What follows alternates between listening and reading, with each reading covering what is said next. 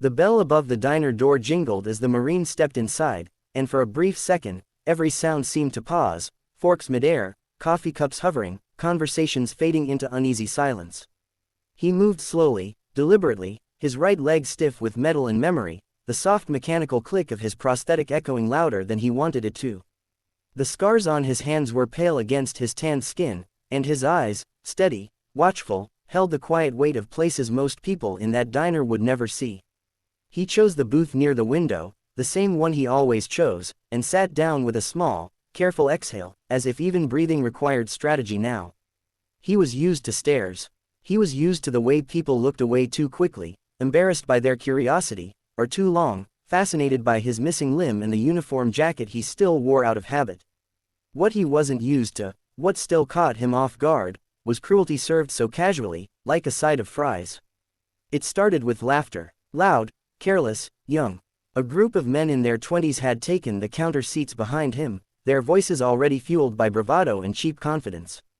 One of them noticed the Marine's leg and nudged his friend, whispering something that made them snort. Another glanced at the Marine's jacket and rolled his eyes. "Hey," one of them called out, not bothering to hide the mockery in his tone. "You forget something back there, hero. Or did they run out of spare parts?" The words landed like a slap. The Marine didn't turn around. He focused on the menu, his hands steady despite the familiar tightening in his chest. He'd learned long ago that reacting often made things worse. Silence had become his armor. But silence didn't satisfy them. "Bet he milks that disability check," another voice chimed in. "Probably hasn't done a real day's work in years." Laughter erupted again, louder this time, turning heads. A few diners shifted uncomfortably. A woman at a nearby table frowned but said nothing. The waitress hesitated, torn between doing her job and pretending she hadn't heard. The Marine's jaw clenched. Images flickered through his mind. Dust-filled air, shouted orders, the thunder of an explosion that stole his leg and 3 of his brothers in a single breath. He remembered waking up in a hospital bed, the pain so sharp it blurred his vision, the doctor's gentle voice explaining that his life had been saved, but it would never be the same. He remembered learning to walk again, falling more times than he could count, refusing to quit even when his body screamed for mercy. None of that showed on the outside. To them, he was just a target. "Hey, Tin Man," one of the bullies continued, tapping the counter. "You need some oil for that thing." This time, the Marine slowly turned his head. His eyes met theirs, not angry, not threatening, just tired. Bone-deep tired. For a moment, the laughter faltered, but pride quickly pushed it back. "Just trying to eat," he said quietly. The simplicity of the words only made them laugh harder. That was when she stood up. She had been sitting 2 booths away, halfway through her coffee, her scrubs marked with the faint creases of a long shift.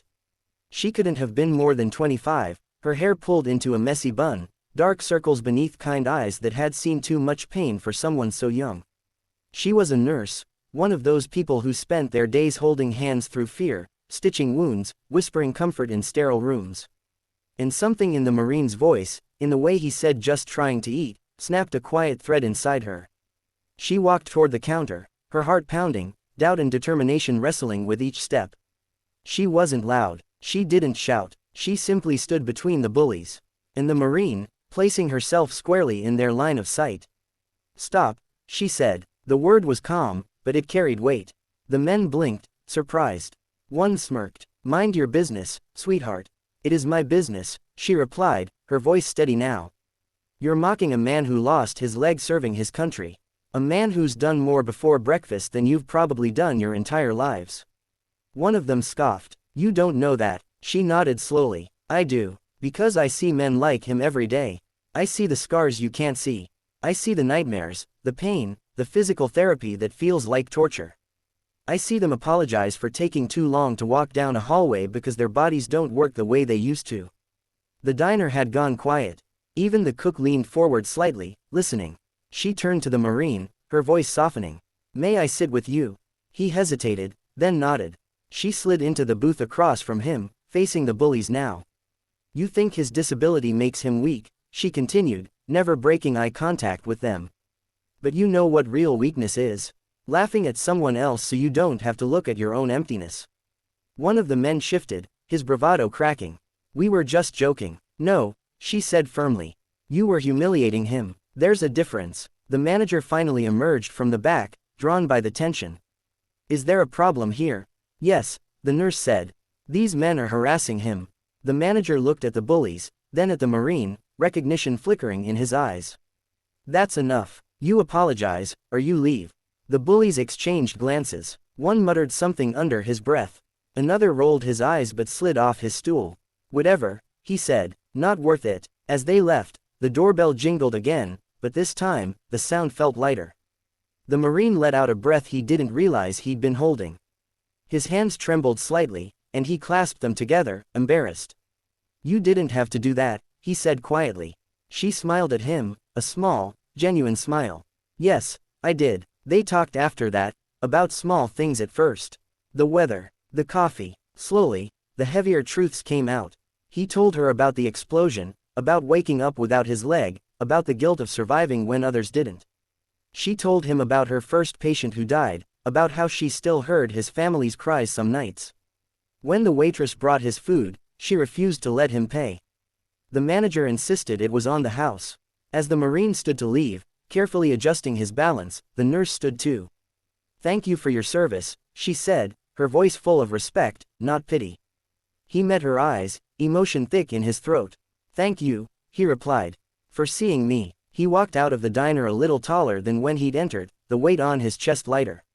And as the door closed behind him, the nurse watched, knowing she hadn't performed a miracle that day, but she had done something just as powerful. She had reminded a broken world that courage doesn't always roar. Sometimes, it simply stands up, speaks the truth, and refuses to let dignity be stolen. And in that small diner, on an ordinary day, that quiet act of bravery changed everything.